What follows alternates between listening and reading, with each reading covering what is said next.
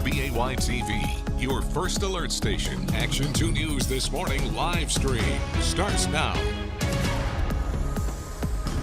Hey there, good morning. How you feeling on this Monday? A little harder to get going? I don't know. What little do you think? heartache after that Packers Heartache, loss. yes. So close. Definitely, So close. definitely. We'll be talking about that this morning.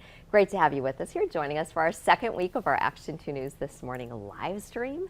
I'm Tammy Elliott. And I'm Emerson Lehman. Thanks for joining us. And for the next 15 minutes, as we did last week, we'll be diving deep into today's topics, and we're starting with the trial of a man accused of causing a deadly fire at Butch's Bar in Sturgeon Bay. Anthony Gonzalez is charged with several counts, including 2 counts of second-degree reckless homicide, and he could face the rest of his life in prison if he is convicted. And we have Kristen Allen joining us live outside the Door County Courthouse. Kristen, you covered this fire when it happened. Now you're back out there today. The next step in this, the trial is going to start this morning. Yes, that's right. The trial starts about 8:30 this morning, so in just about an hour and a half from now. It is expected to last about 2 weeks. That's what it's scheduled for so far. And then, of course, it'll start with picking the jury, so jury selection before it moves forward into witness testimony, and then I'll get started here this morning. And Kristen, as Tammy mentioned, you covered this fire the morning that it happened. You were there at the scene. What do investigators say happened on the night of that fire? Well, the night of that fire, the night it happened, they say, according to a criminal complaint, that Anthony Gonzalez was in his apartment unit, which was above Butch's Bar. There was said to be 10 people who lived above Butch's Bar in the apartment units up there. He was in his apartment unit, and this was about midnight that night, and he was trying to put some lighter fluid in a butane lighter, and he spilled it on his bed, and then it ignited a fire. He says that he tried to bang on some doors of his neighbors to alert people the fire was happening. He also attempted to put it out himself with an extinguisher, and then finally realized he had to leave and told the owner of the building downstairs that this fire was happening.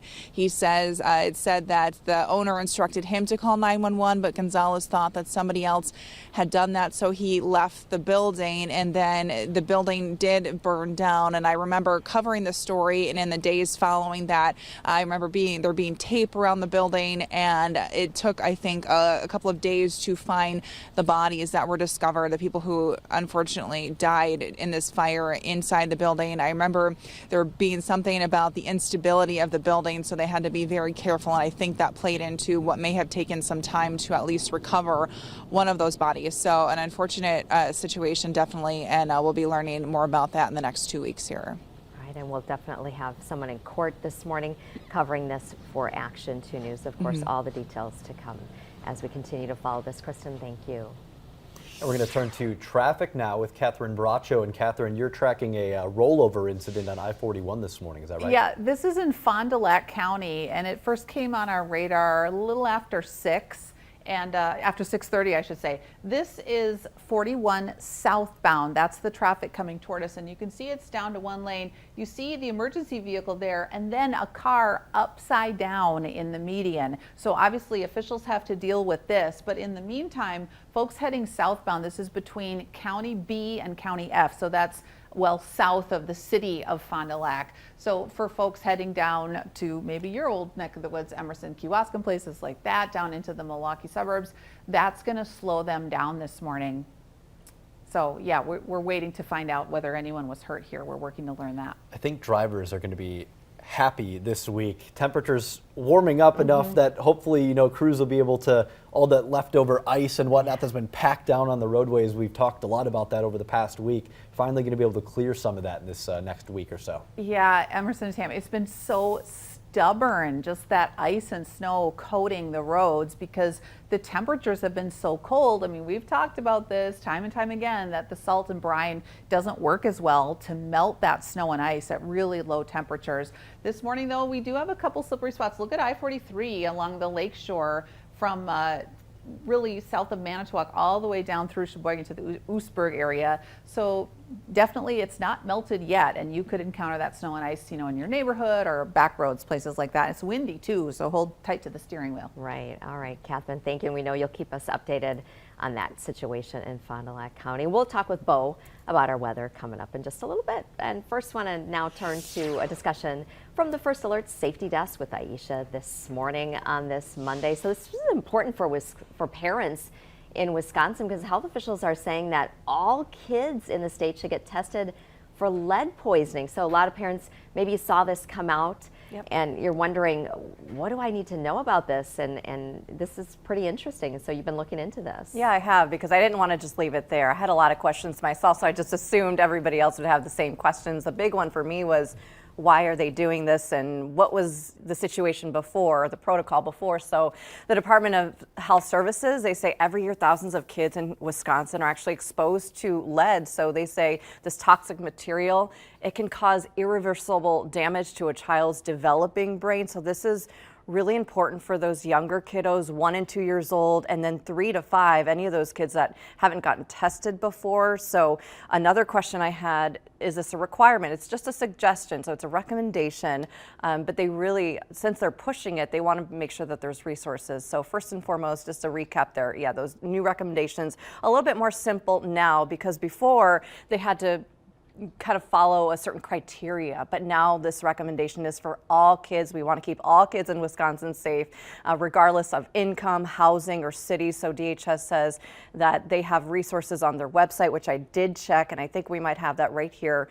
You could see fewer kids receive blood lead level testing during COVID. That was a big thing. So they're really trying to revamp that protocol and make sure that every child is getting tested. Some other facts that I learned while looking into this was the fact that here in Wisconsin, there's so many homes built before 1978. In fact, half of Wisconsin housing was built before that time. And you guys might know that before that time, lead-based paint was a thing, right? Mm-hmm. So we talk a lot about that. Also, there are 158,000 lead service lines providing drinking water in Wisconsin. Wow. The way I see it, better safe than sorry, right? Yeah, and you were saying the only way that you know this is through a blood test, right? The lead levels, right? Yeah, you don't know otherwise. There's no outward symptoms that you see or hear from. And Emerson, we were saying this morning, it's kind of scary. So why not get tested? Local health departments are more than happy to help families find those resources to make sure that they can get tested. Absolutely. Very important story there. And we've got some good news from the First Alert Safety Desk this morning, too. That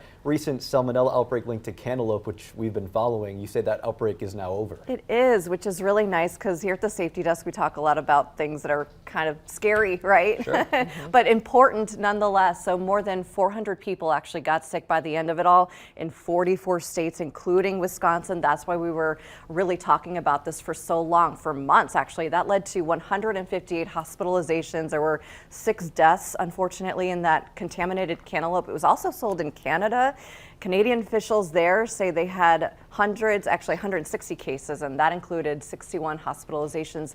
They had several deaths too. It was the Melchita and Rudy brand cantaloupes that were sold at a number of retailers that sound familiar: Quick Trip, Kroger, some other places, but also Trader Joe's if you've ever gone there, between September and December of last year. But again, this lasted months. A lot of people were still either, buying them, had them in their freezer. So that's why I was talking about this morning.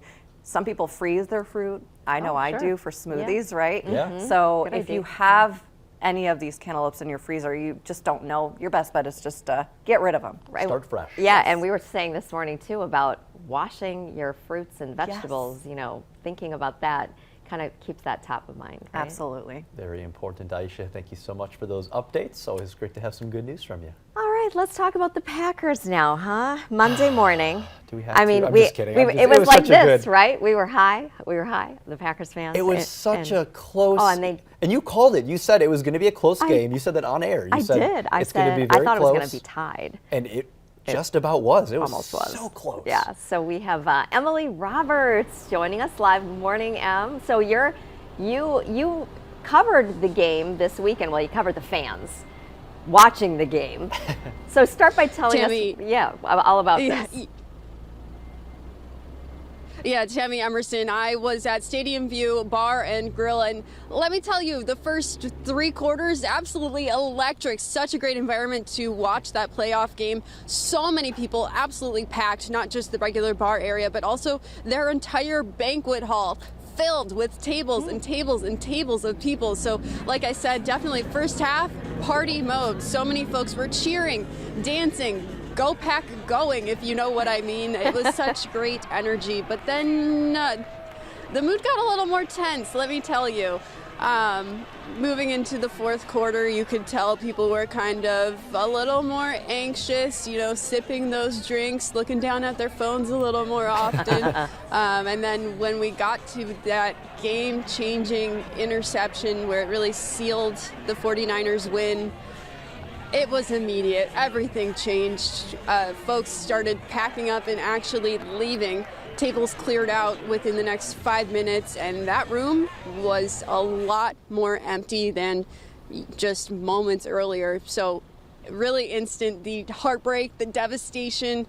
Folks all around Northeast Wisconsin definitely feeling it today, but it's also a little bit bittersweet. So I got to speak to some fans immediately after the 49ers won, and the Packers, of course, had that heartbreaking loss. So let's take a listen. Up and downs for sure, roller coaster. Everybody's super excited walking in here, and the past 3 hours now, the mood has drastically gone down. Man, it's heart racing for sure. But you know, it sucked a little bit, you know. But I know we're gonna get there. So Although we lost, I think I can speak for the whole state when we say that we're very proud of this team. All right, Emily, thank you so much. Very proud of this team. I mean, that's the big thing today. Right, yeah. A lot to be proud of. For sure, absolutely. Looking forward to next season. Thank you for all your coverage there at Lambeau Field, and Packers will be cleaning out their lockers today. And That's a lot what's of people, I don't know about you, but like a lot of the social media posts and whatnot, I've seen a lot of people like those fans, they're optimistic. Absolutely. That's the important thing. They're Lots excited. to be optimistic about. Absolutely. Speaking of that, we have double-digit temperatures, and Bo Fogel joining us. Heading on over to the big great. wall. Good morning, So- Bo. Hey there. I was supposed to be at the right. Whoops. It's all cash. It's our web stream. Okay. It's all good. Sounds good. Tell us about the snow this morning, Bo. There's a Well, little bit out there. Yeah, there's a little bit of wet snow falling down in some parts of the area. It's just a strong jet stream is over the Midwest, and it's moving into Wisconsin. So this is just from the jet stream. It's only impacting areas like Fond du Lac and Sheboygan. So if we zoom in a little bit, you can see right here, Sheboygan, Oostburg, Cedar Grove, Adel, Cascade. Did see a little bit of snowflakes this morning. Nothing crazy, but just saw a little bit of it, but now it's coming to an end. What we're really keeping track of is our next weather maker. This weather maker is down in Texas, and it's going to hit this jet stream right here, and that's going to cause some chances of snow for tomorrow morning. So here's what we can see. This system right here moving over into Oklahoma and then moving through Missouri, Illinois, but then it changes direction. And because of that, our chances of snow dwindle. So you can see right here, snow developing for southern Wisconsin, but you notice it never really creeps up into Green Bay. It just stays to the south. So areas in the southern part of the area, so Fond du Lac, Sheboygan, Manitowoc, Calumet, you guys have the best chance of seeing the snow. So here's a closer look at it. Look at Monday, overcast skies, maybe a couple flurries here and there, nothing to be concerned about, but look at that. Tuesday morning, Sheboygan, Fond du Lac, seeing some snow, Manitowoc, Fox Valley, maybe Green Bay, could see a couple of snowflakes, but I don't have high hopes for it. But you notice how quickly it disappears. It comes in, stays for a few hours, and then moves out of here. So it'll be done really quickly. And then your snowfall forecast, 1 to 3 inches possible for Manitowoc, Sheboygan, Fond du Lac, and parts of Calumet. So not a whole lot of snow is expected. And we're coming out of this deep freeze. Yes. I feel like everybody's kind of thawing out a little bit. And today, Bo, is supposed to be the coldest day of the week. Yeah, actually, it's going to be 31 degrees for today. And then later on by Wednesday, upper 30s, like 37, 38 degrees. I don't think we're going to reach 40 degrees, but who knows? Maybe a town in the southern part of the viewing area, maybe a 40 degrees possible. We'll see. I think a week of the 30s is welcome. It's been earned after what we had. Yeah. A little bit. I mean, I'm just ready for the ice and the snow to get off the roads. Yes. The snowpack can stay. I'm all for the snowpack staying. Right. Just get it off the roads. Help the crews catch up a little bit. A little bit. Yeah. So this will help a lot, but yeah, don't expect the snowpack to linger terribly long. I'm curious on how it's going to look next weekend. It's probably not going to be hardly anything, but we'll see what happens. Oh, okay. Well, I mean, we'll see. There'll probably be a little bit left, but not as deep as it is right now. Okay. Well, we appreciate it, Bo. Yep. And we know you'll keep track of it all. So we'll Of course. We'll check in with you later. Okay, before we go, we know that a lot of you love the snow, and we wanted to share some fun over the weekend. Who is that? Who is that? I don't want the snow to disappear. Emerson, I'll be honest. that's you. Yeah, Tell us all about this. I got to. So I've been asking for snow. I've been asking Steve for weeks when we can have it, and we got that big blizzard. Dad and I got to go out on the snowmobile trails. This was in Fond du Lac in Sheboygan County. Just a quick little ride yesterday. It was a beautiful morning for it, and lots of riders out on the trails. People were coming from, the southern portion of the state, kind of meeting in that Fond du Lac, Sheboygan County area, because the trails down there were opened up finally. That's a part of the state that they don't open very often. It's usually, up by Minocqua, up here, Oconto County, places like that. But I know the southeastern part of the state enjoying having them open for at least a little while. Hopefully this week doesn't hurt them too much, but it was a lot of fun to get out there again. Good. I know we talked about that with you when you were joining our team a month ago, that you were hoping for the snow and love getting out there on the trails. Couldn't wait. And there's so much, there's snowmobiling, but you've got the local ski hills. You've got, we had the Aaron's festival that took place this weekend in our morning show. There's so many fun activities to enjoy during the wintertime. You don't got to stay all cooped up inside the whole time. You can get out and enjoy. But and that's why we like kind of the temperatures in the 30s. It's to kind of make it a little nicer. Yeah, it's a little bit. I don't know about you. When I walked out of my apartment this morning, it was like, oh, my face doesn't hurt. This is comfortable. I'm enjoying this. A little bit better, right? It was great. And hopefully the temperatures are a little maybe too warm, but we'll keep the snowpack there and enjoy some more winter we activities. appreciate you sharing with that. Glad that you and your dad had some fun, and I know a lot of you enjoying the snowmobiling. I saw tracks. I was driving around the area, and I could see the snowmobile tracks and They're just itching. trails. They want to get out there. Exactly. So, absolutely. It was fun. All right, so we are gonna say goodbye here for the moment. The production team behind the scenes getting ready for our on-air update during Good Morning America with Catherine and Bo. That's right. We'll give you a hello, we'll all wave. And you can watch that cut in right here on this stream or over the air. Thanks for watching, and we will see you tomorrow morning.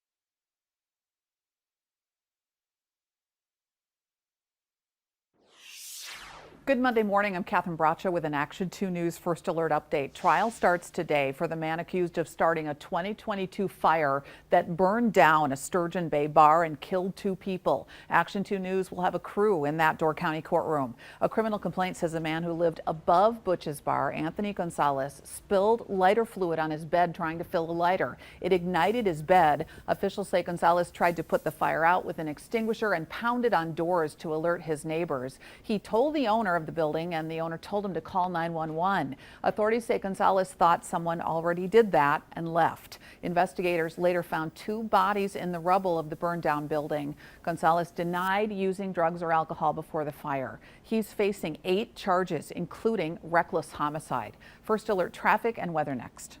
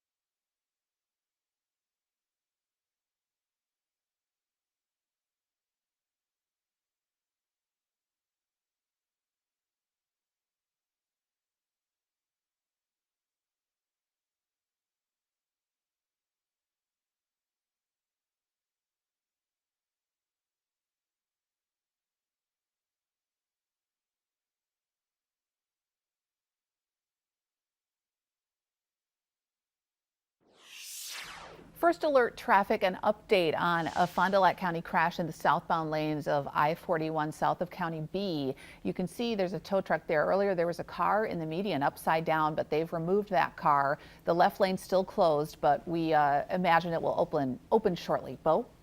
And thank you, Catherine. Today is going to be the first of many days where we're going to see very warm temperatures, lower 30s for today, overcast skies, and we also are going to see wind chills be between the teens and then reach up into the 20s. Winds are going to be breezy for today, so the wind chills are going to be a little bit cold. You can take a look right here where the wind chills are going to be. Lower to mid-teens this morning and then mid-20s by this afternoon. So it's going to be cold this morning, and then by this afternoon it'll get a lot better. And then we have a chance of wet snow starting late tonight into tomorrow, 1 to 3 inches for the far southern counties and a trace, maybe an inch for elsewhere.